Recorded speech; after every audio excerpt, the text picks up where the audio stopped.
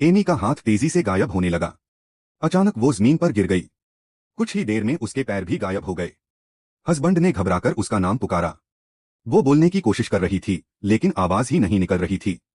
उसका मुंह भी मिटने लगा। हाथों को देखा, वो भी गायब हो रहे थे। और कुछ ही पल में उसका पूरा शरीर गायब हो गया।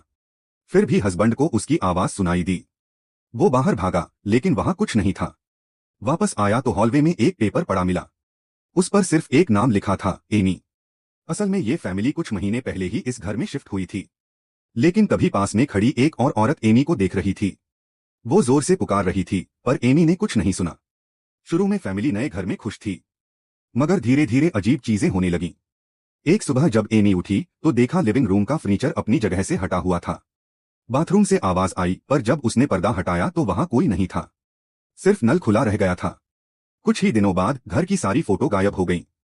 एमी को शक होने लगा कि ये घर हॉन्टेड है। उसने फोन से हस्बैंड को कॉल करना चाहा, पर नेटवर्क ही नहीं था। अचानक उसे अपनी बेटी की आवाज सुनाई दी। वो दौड़कर अंदर आई, लेकिन सामने दो अजनबी खड़े थे। औरत ने पूछा, तुम मेरे घर में क्या कर रही हो?